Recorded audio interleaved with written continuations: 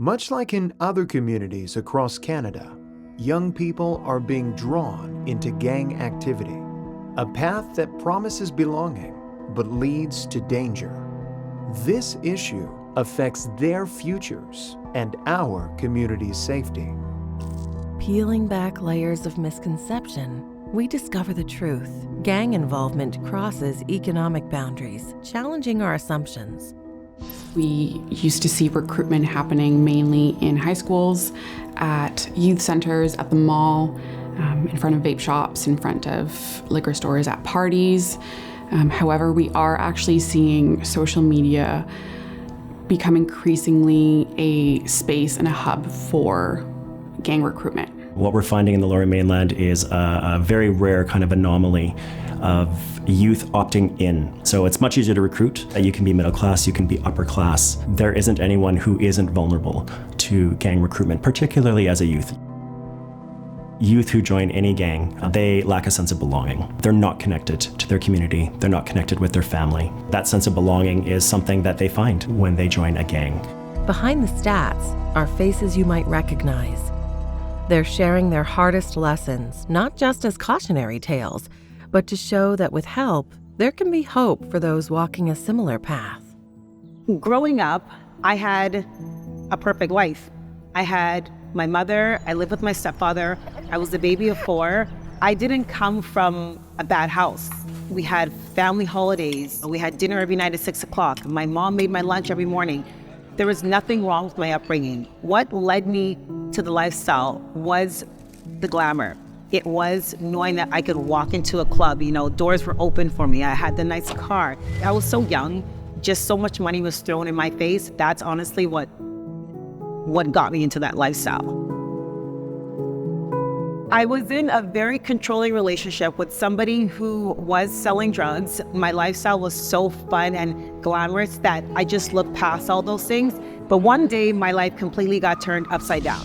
My ex-boyfriend was going stateside to go do a deal. I didn't think anything of it because to me, he just told me he was gonna give me some money to go shopping in the mall while he met somebody. Unbeknownst to me or him, there was this sting set up. Before we were even able to get out of the car, we were surrounded.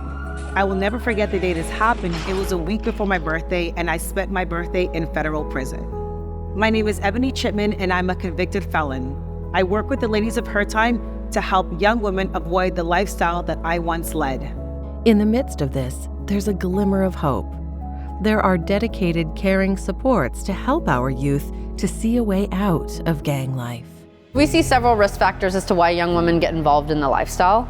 A major one is finances. Let's say, for example, we have a waitress working at a bar and the BC gangster walks in, drops down $500 for one drink. This is something that we see. Where is a young woman gonna make money like that? So it's quick, fast money. It's very attractive to her. Big one too is the glamour, the image, getting the nice purses, getting the nice cars, getting all the fancy things, right, to keep up with the Joneses or kind of lead the pack. Social media has a huge role in influencing young women and really any one of us. There's images of perfection, of what you need, what you should be, what you should have. It just saturates every detail of our life. And with social media, what we're seeing a lot in relation to organized crime and gangs is they're using social media to communicate with a lot of these young women.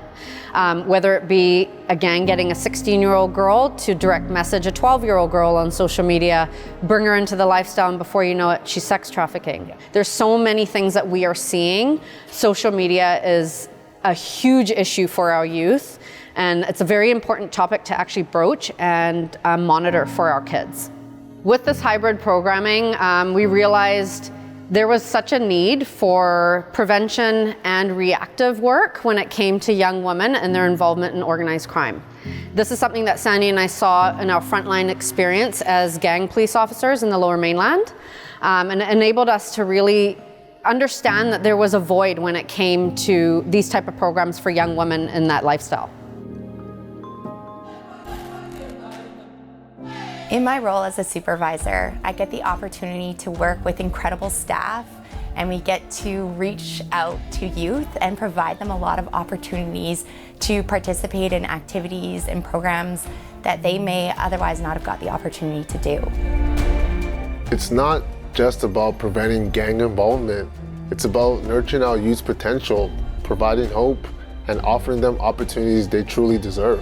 At our youth center, we have a lot of really cool games that the kids get to use, such as like a foosball table, the pool table. We have video games, computers, and we use that as a way to allow them to engage with each other and learn from each other, and they get to be more strategic and have fun in a more of a team environment together. I believe some youth enter gangs to fulfill their desire to belong to a community that values and respects them. When they're engaged in positive recreational activities, they become part of a team. This can provide them with a sense of belonging they desire and make gang involvement less appealing. I'm Constable Morris with the Burnaby RCMP section, where together as a team, we are here to support youth in our community.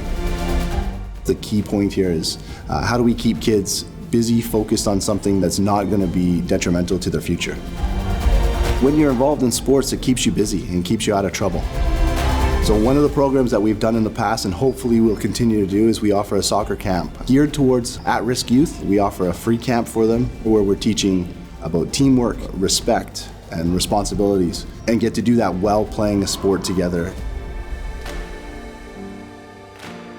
As a team, look for natural ways to engage with youth, whether that be through problems that happen at schools or in the community where we might be asked to come in and speak to a kid. We just look for these opportunities so we can open doors, have conversations, and let the kids know that we are here for them.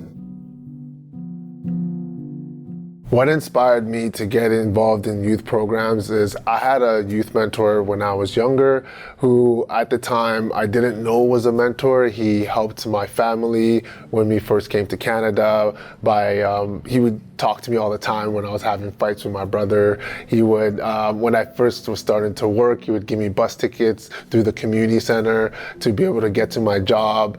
And unfortunately, after he passed, I recognized the positive impact he had on my life. So I wanted to pave that forward and be able to be, I guess, a youth mentor for the future generations.